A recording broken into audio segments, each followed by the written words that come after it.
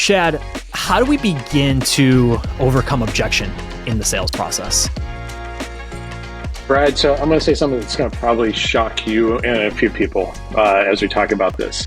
And here's what I mean is, if we're having to overcome objections, we're at the wrong place. And so here's what I mean, because you're probably, please. Whoa, what do you mean?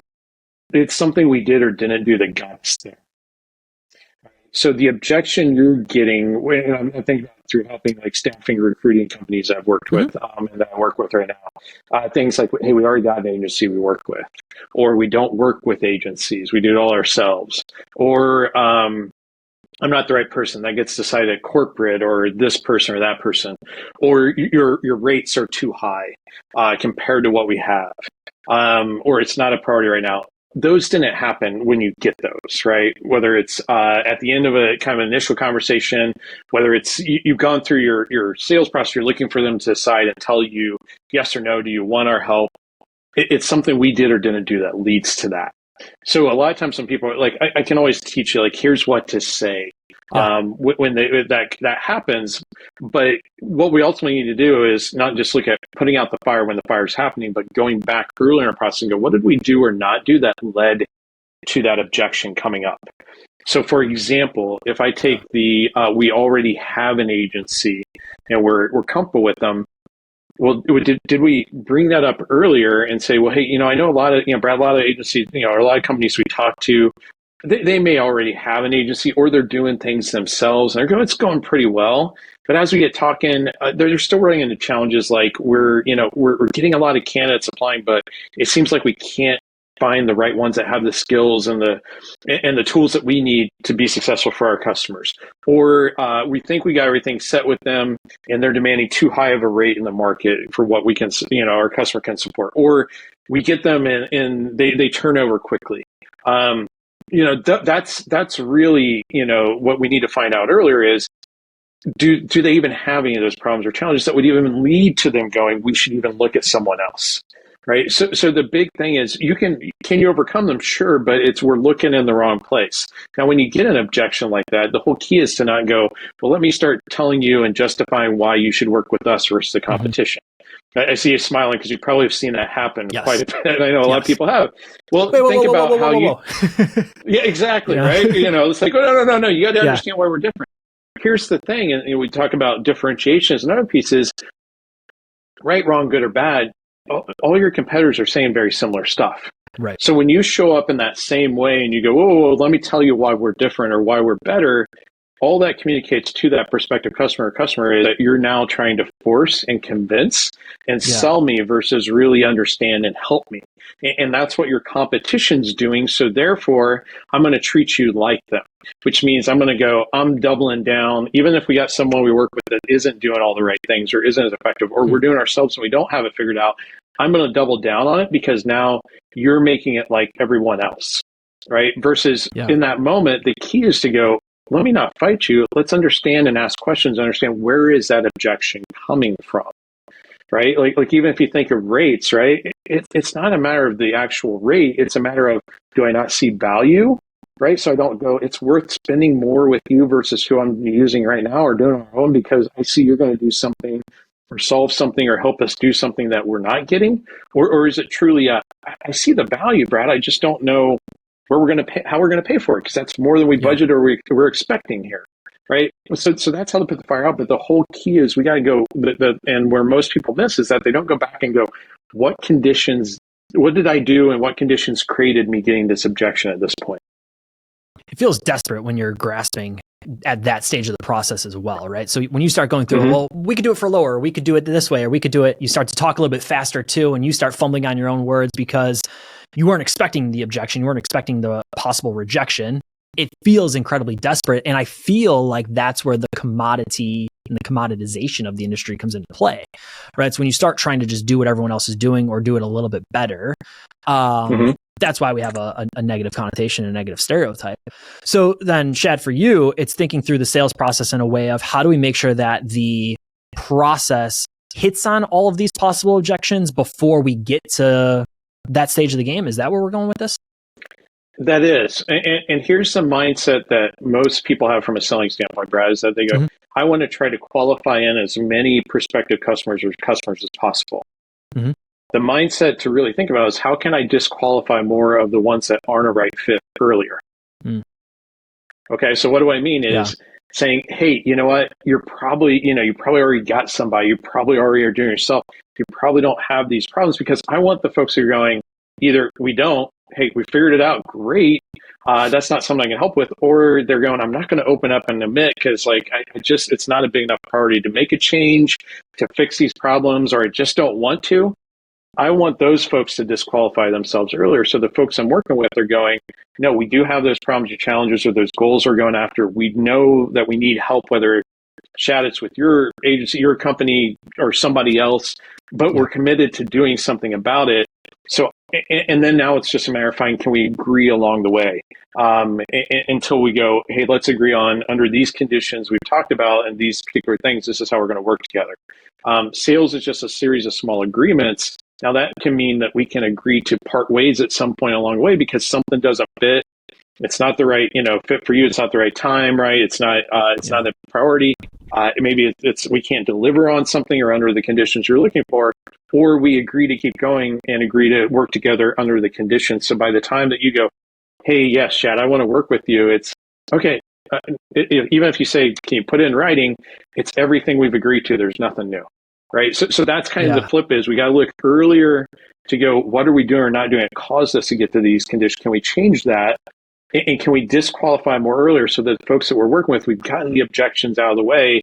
Now it's a matter of just figuring out, hey, is it a right fit from both sides? And basically laying the cards on the table. And if it is, great, here's what we're going to agree and work towards. If it isn't, that's fine too. I think you said sales is a series of small agreements. And that's hitting me in the right way right now. I think too often we're looking for the close on that first call. And we know selling staffing services isn't a one-call close. We know it is a long process. We know that somebody might have a vendor they're working with already. They might be just exploring and they're having an exploratory call. Maybe they're doing it internally and they're still considering the thought. A one-call close is a unicorn. But if we know that, okay, what is yes on the end of this call? Is it a second appointment? Is it an in-person meeting? Is it, I'll send you a pamphlet in the mail? What does yes look like for me, Mr. Sales Rep, at the end of this call? And then push is the wrong word, guide the prospect on the other end of that call or video call, whatever it might be, to that short-term yes to get us to the long-term yes. I'm all in. I think that makes complete sense. Hey, it's Brad taking a quick break to tell you about my friends at Benefits in a Card. Let's face it, traditional benefits don't work for temporary employees. They're expensive, confusing, and often go unused. That's where Benefits in a Card comes in. For 30 years, they've delivered benefit plans tailored to the staffing industry. With over 140 unique plans offering immediate coverage and unique perks, including free RX, they help reduce turnover, improve ACA compliance, and give your workforce something to feel good about. Want to give your staffing firm a real edge? Start with my friends at Benefits in a Card. To learn more, visit benefitsinacard.com. That's benefitsinacard.com. All right, let's get back to the show. And Brad, if I can add one thing to it. Please.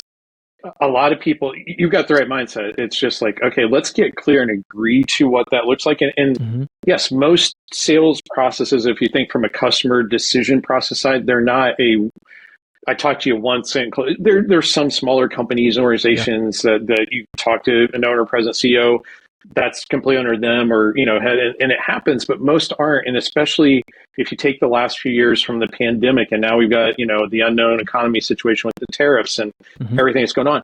When that happens, people start layering up the decision levels and people, because they go, we don't want to jump too fast because we're afraid if we do and we make a bad decision in an unknown economic time, that's going to really hurt us. So what do people do? They stack people in the decision process. They stack steps, right? So we've got to, if we come in as a salesperson going, okay, there's going to be steps to it. And I understand things from the decision side of that prospective customer early, and then start to align. Then that next step, that yes at the end of that conversation, might be the next step to bring in other people that are part of the process. It might be the next step in their process. Yeah.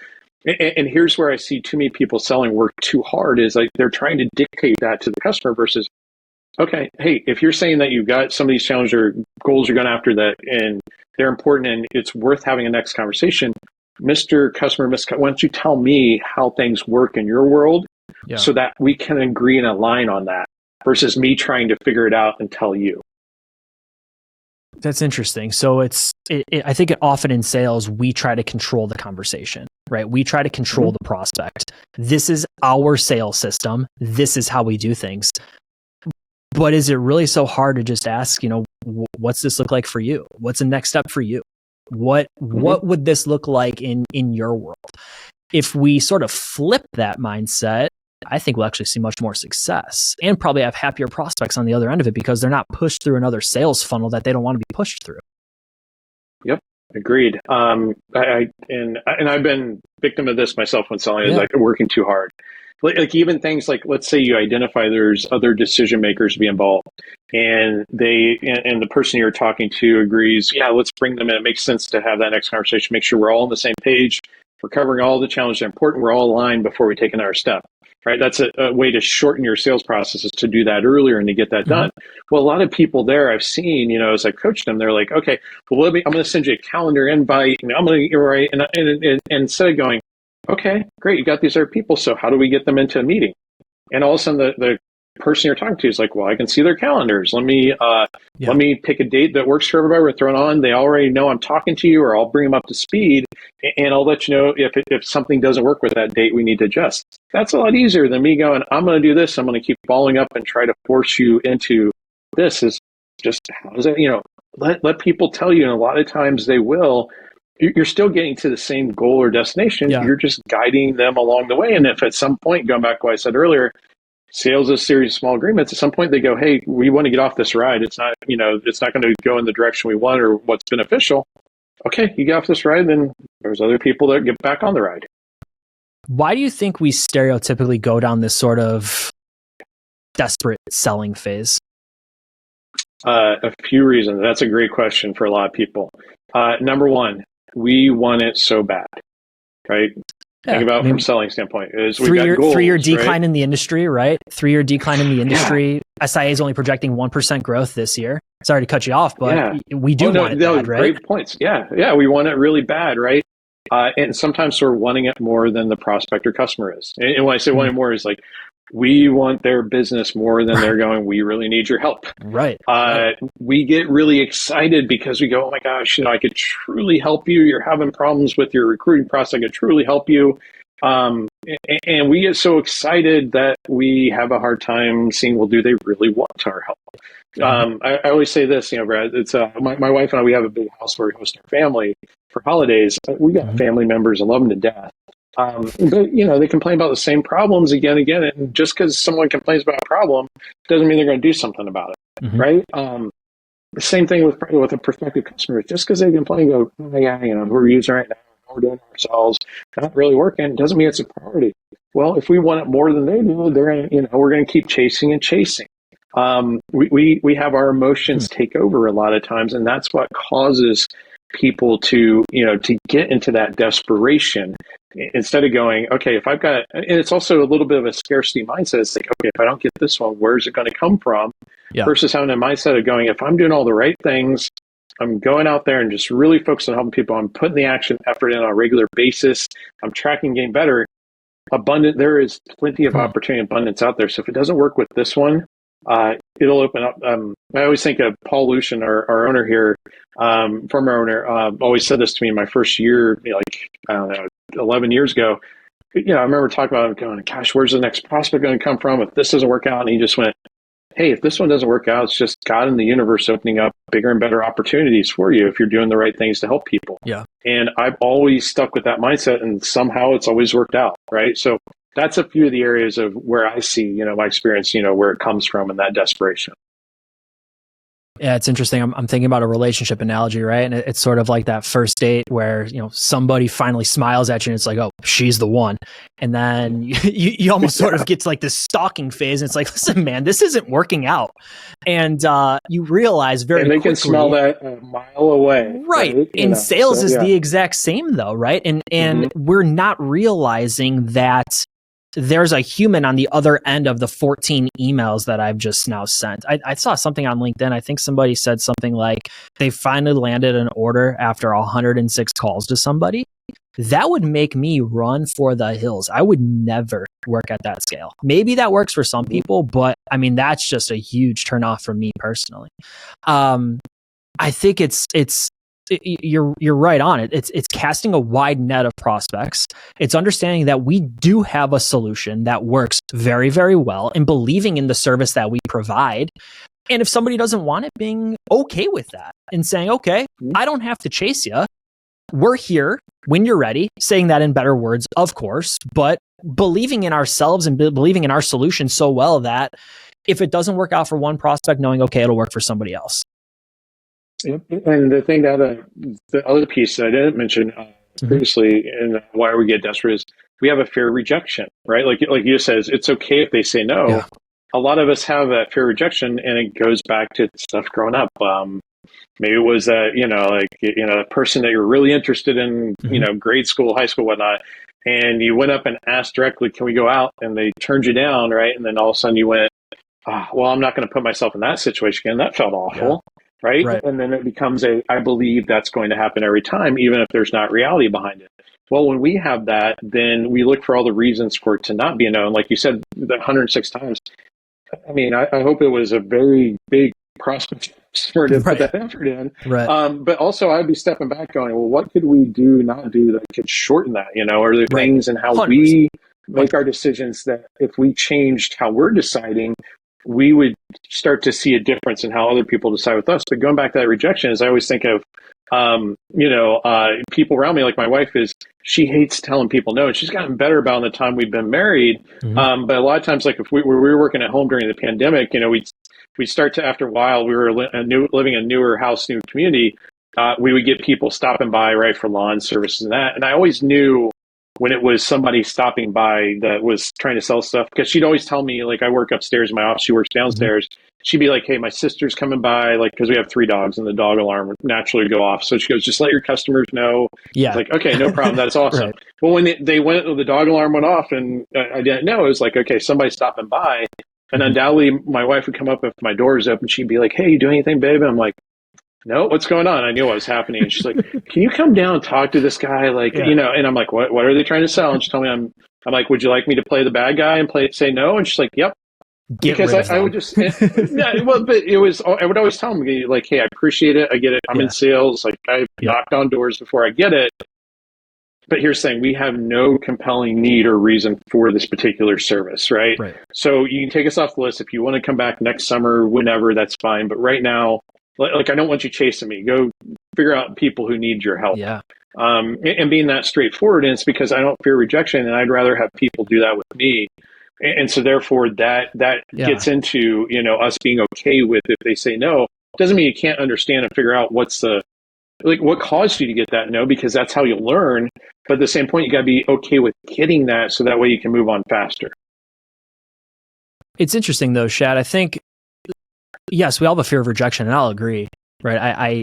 I have a fear of rejection. I think hearing no hurts. But there's also a sense of relief in rejection, right? I think we chase because we don't know the outcome, right? So let's take the lawn care example for a minute. Person knocks on your door, you don't respond. A week later, they walk by and your grass is still long. They haven't heard yes, they haven't heard no, so there's still some sort of hope. You might still be a customer.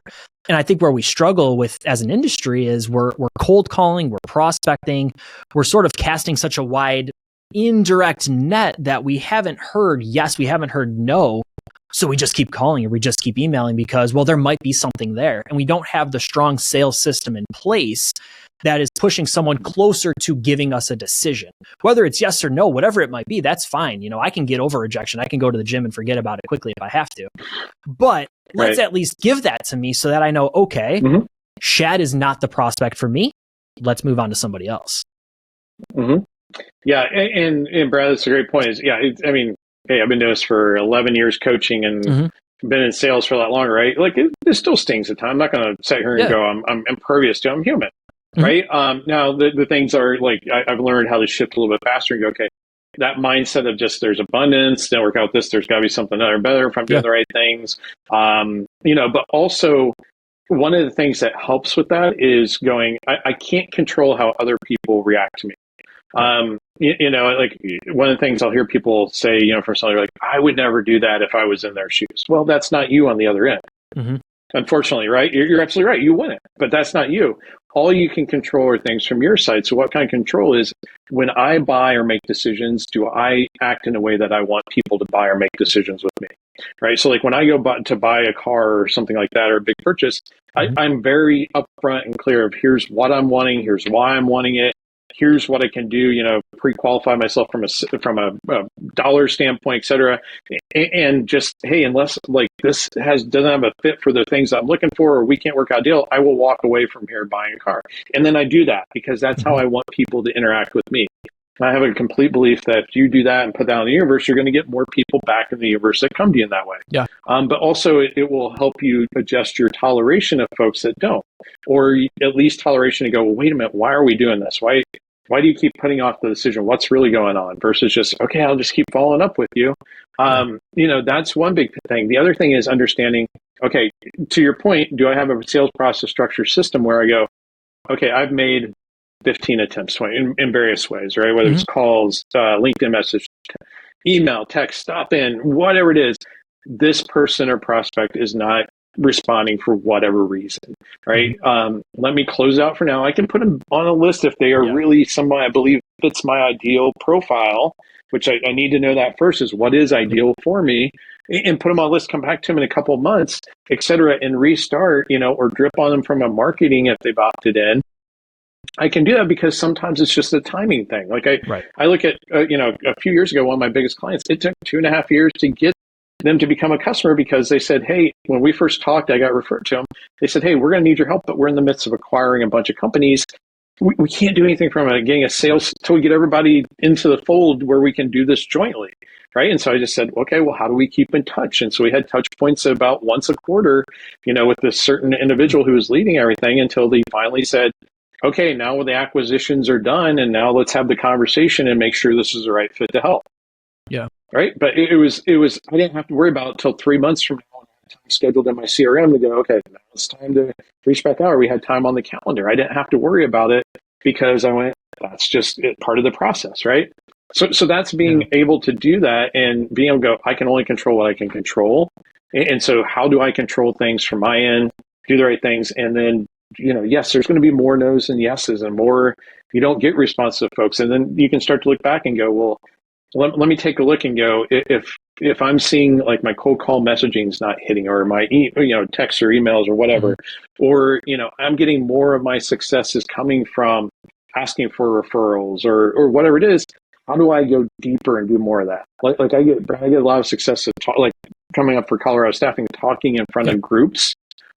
I've developed that skill. I've been able to do it consistently. So I do a lot more of that than maybe some of the other folks here at Lucian because they don't have it. Okay, well, I just went, that's an effective way for me to not only help more people, but get to talk to some of the prospective customers I want to. How do I go deeper there? Right. I think a lot of times I see people just doing the same thing again, versus stepping back and going, wait a minute, what's working? How do I double down on that?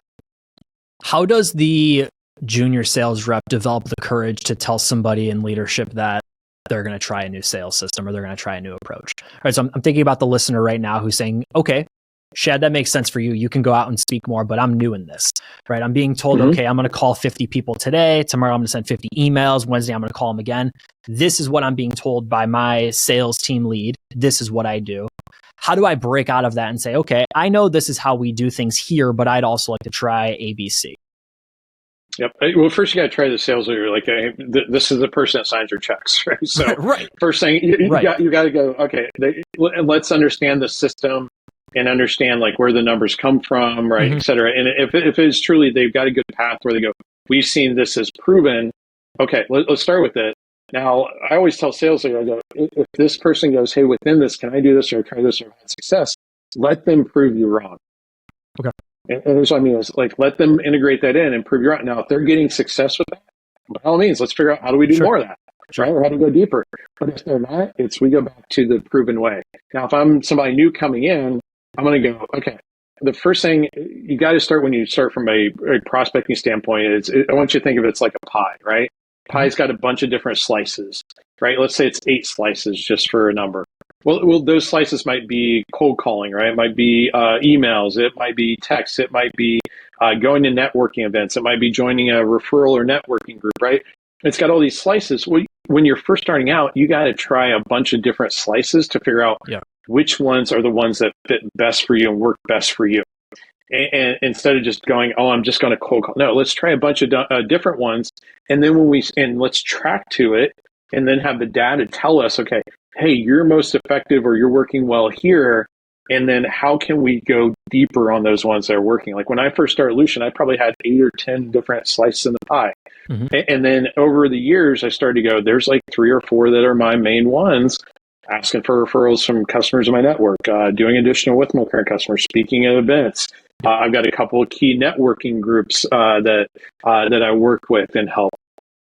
Now it became, how do I take those 4 and go deeper and do more and be more effective in that time? So yeah, when you're first starting out, you got to do a bunch, but A/B test it, right, and figure out what works, and then you can go back to the leader and go, hey, this is working, or I figured this is working. How can I go deeper into that?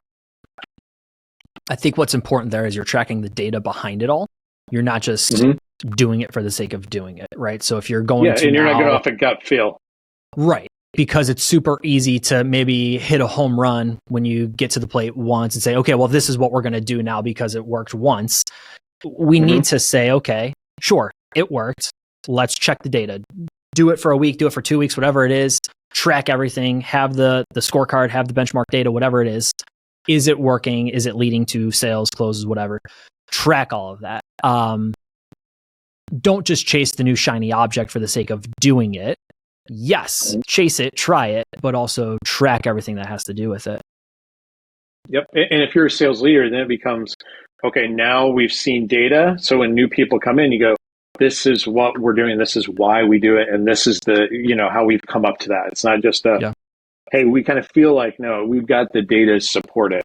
I look at, we got a couple of newer people in the last year here at Lucian, and we sell, prospect, and grow our own book of business. And they have come in much stronger on LinkedIn than anybody in the past. So we went, okay, let's go down that. Here's the other things. You're still going to have to cold call, right? You're still going to have to do these networking things, et cetera. But let's go down the path. And if you can be successful, then let's figure out how to do it more. And they've shown that. And now it's, okay, here's another way that we can do that. Yeah, it's another slice of the pie you're talking about. Yeah. How are AI and automation disrupting the sales process right now? Hey, it's Brad taking a short break to tell you about an offer exclusive to listeners of Take the Stage. 30 minutes of strategic marketing consultation with me, completely free. Hey, whether you're looking to drive more sales or more job applications, I want to help. Visit bit.ly/stage offer. Pick a time that works best for you. That's it. Again, whether you want to drive more applications or more job orders, I want to help. That's bit.ly/stage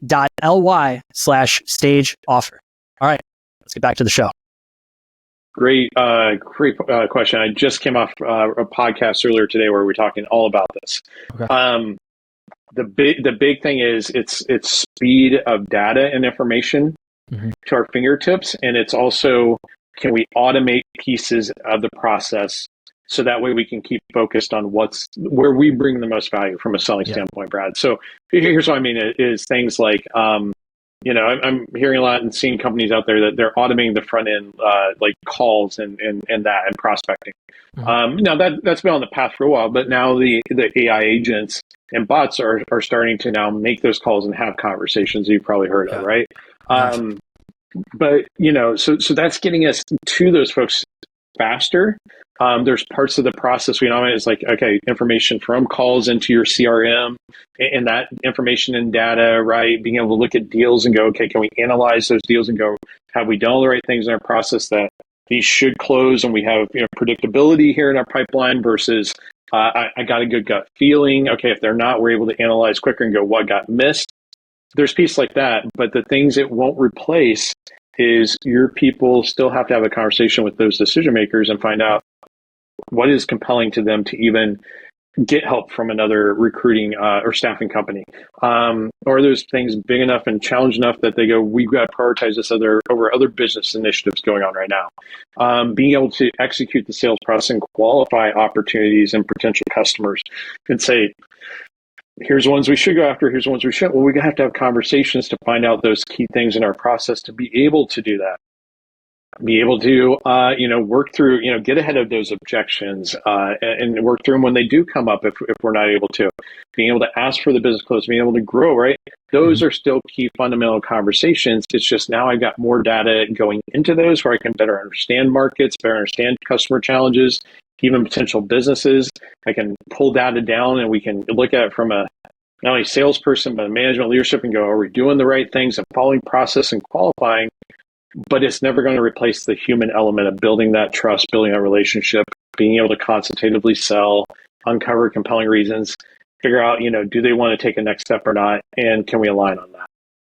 Where does a staffing owner begin with AI and automation, right? So, I mean, even just in this conversation, we've now talked probably about, just in that little run you had, maybe 10 to 12 different things that you could be doing with AI and automation.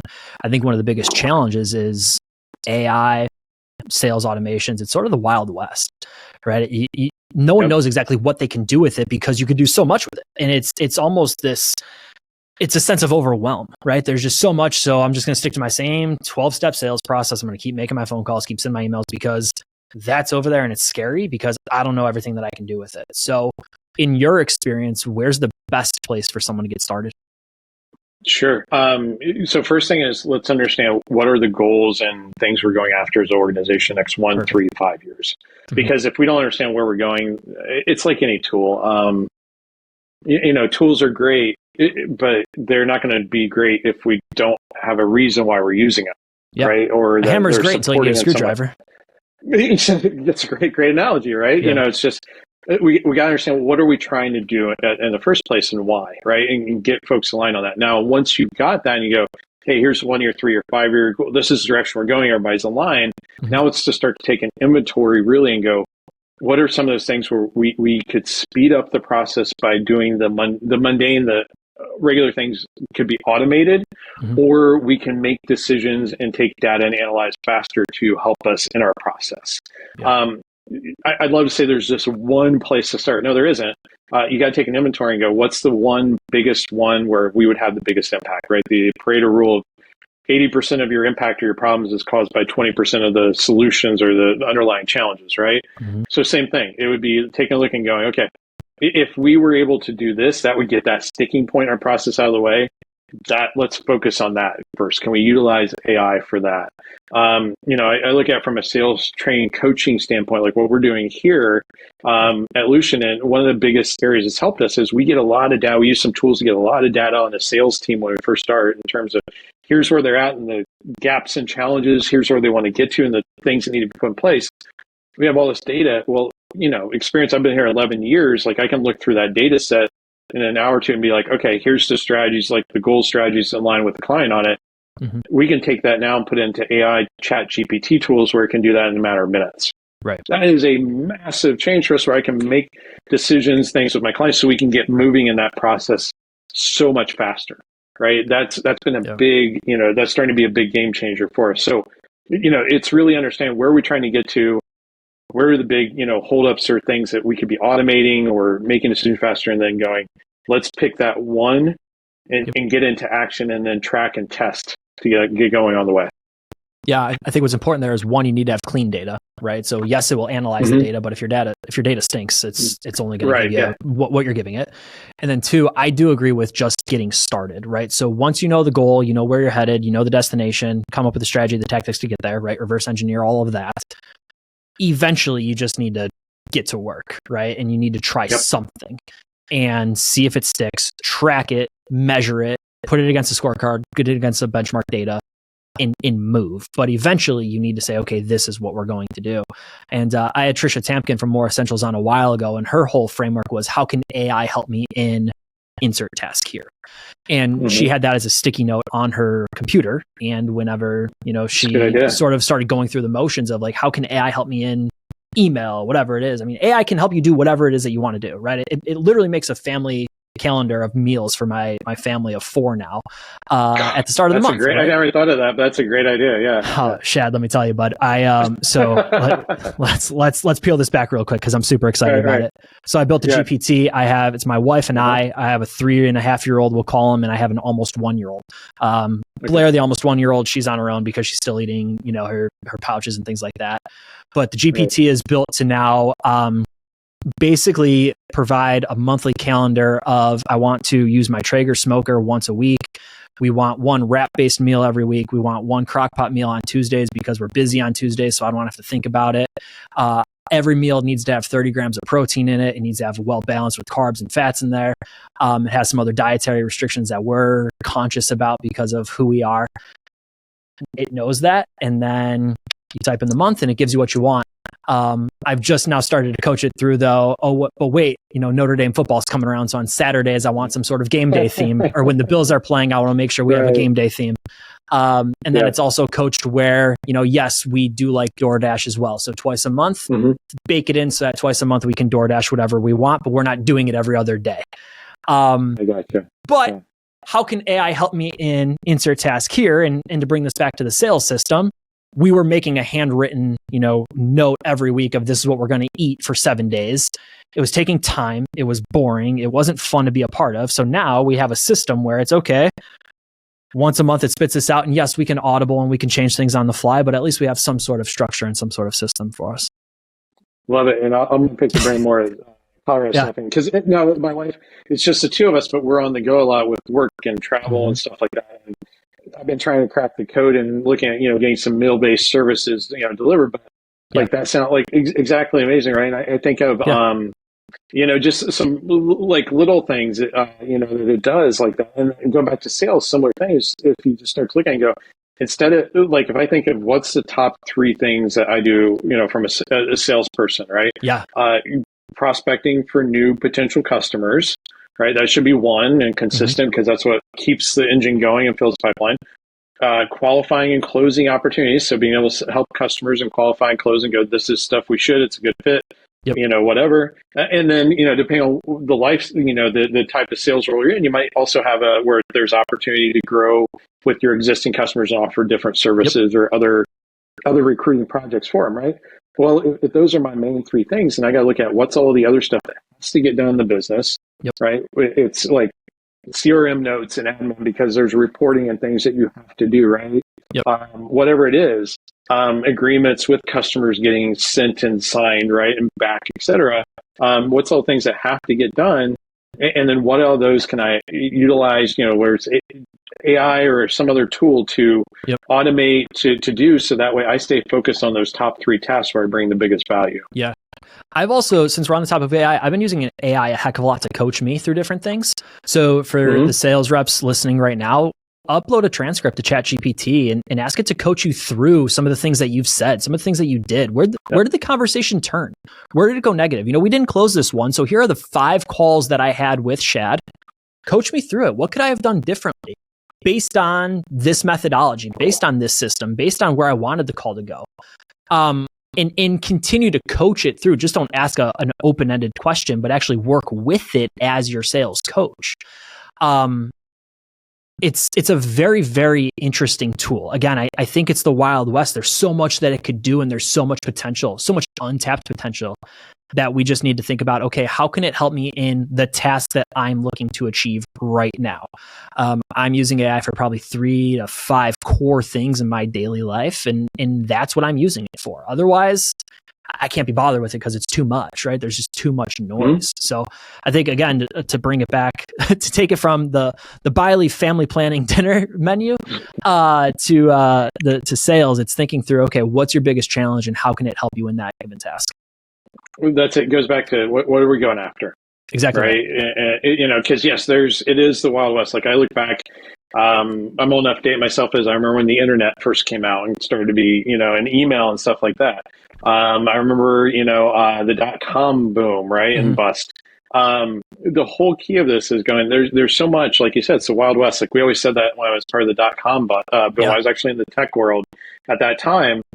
It was the Wild West, especially like I was working overseas in an area where it was literally there was no rule regulation to things. Yeah. There were so many ways you could Yeah. go, and it became, okay, I've got to cut through the noise. So I got to focus on what's most important to me. Like, where am I trying to go? And that's the key. And so being able to look at that, and go, okay, what if I'm a salesperson? What is it? And like you mentioned, Chat GPT to analyze calls and meetings and go, where did we miss? What could we have done better? We're testing out a tool called Yoodly, Yoodli, which is an AI based live role play.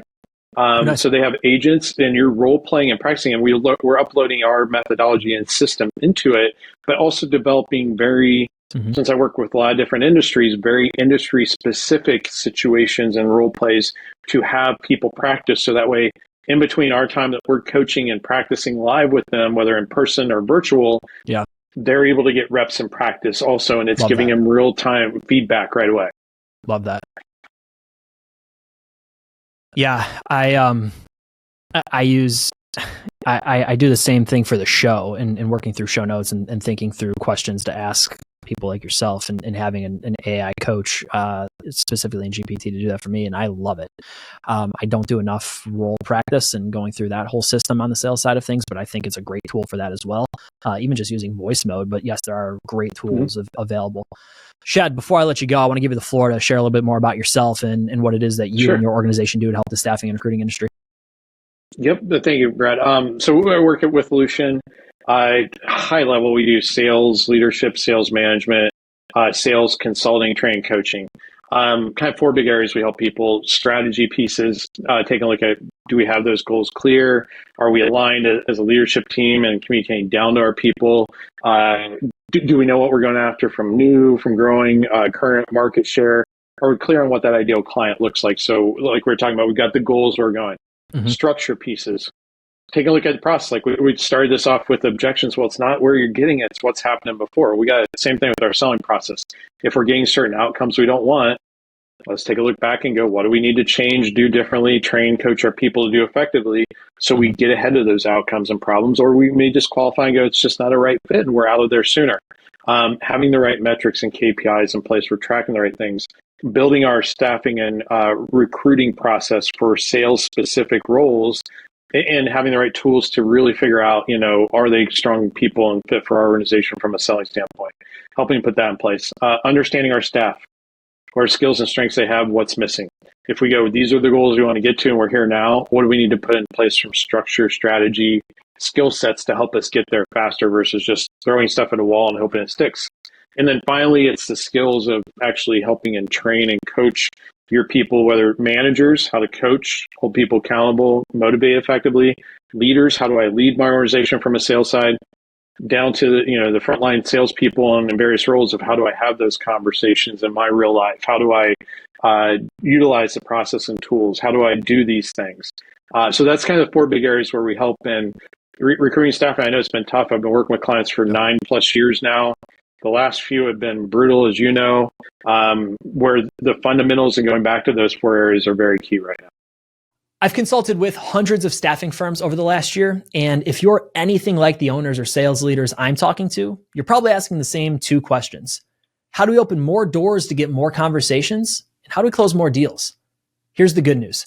I've seen what works, and right now we're making it even easier to boost your lead generation without blowing your budget. For a limited time, Haley Marketing is offering 20% off our most powerful marketing tools for staffing and recruiting firms. That's door openers campaigns, custom integrated direct marketing, digital marketing solutions, sales automation services, and our exclusive Haley Mail content marketing system. We're limiting this offer to the first 30 companies that sign up.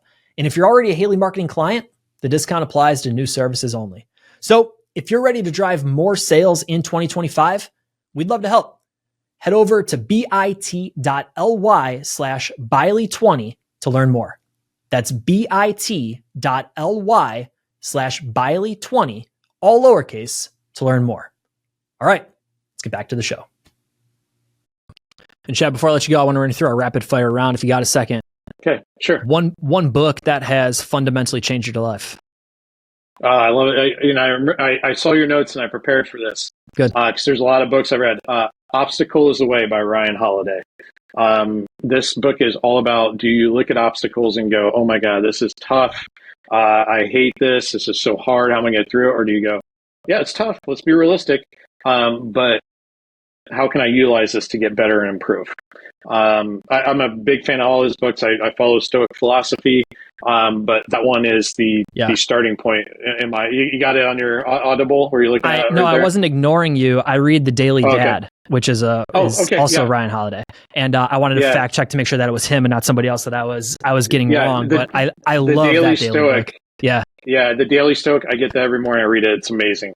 Yeah. Obstacles Away by him. He has a series of books, but that's the starting point. So, yeah, Daily Dad has been a good one for me. It's the same methodology as the Daily Stoic. It's just a real quick hitting tip, I guess, by the day. Yeah. It's a good, easy read while I'm making a morning cup of coffee. But again, I wanted to make sure it was the right guy before I said that one too. He is the one. If it's the daily something related to Stoicism, it is most likely him. And he is fantastic with what he does. Very good. And one piece of advice that you would give to somebody just starting in staffing and recruiting, what would you tell them? Okay, can I give two real quick? Please. Okay.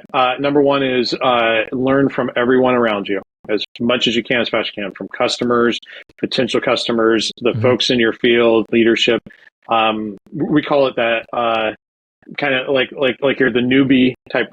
Just absorb as much as you can, because A, it's going to come across authentic as building trust because you really want to learn. B, you're going to learn, pick up and do that. And also fail faster by learning, new things faster and put them into action. Second is just focus on helping people. One of our big tenets and culture pieces here at Lucian is mission over money. When we focused on just mission and helping as many people, all the rest of the stuff we're wanting follows. Love it. He's Shad Tidler. Shad, looking forward to running into you at CSA. At time of recording, this will be after the conference, but looking forward to seeing you at the conference. I'm sure I'll run into you at a few more coming up here. Really appreciate your time. Appreciate coming on the show and sharing all your insights with us, bud. Absolutely, Brad. And shout out to you and Haley Marketing. You guys are doing great work, and keep up the great work over time, okay? Thank you so much. I appreciate it.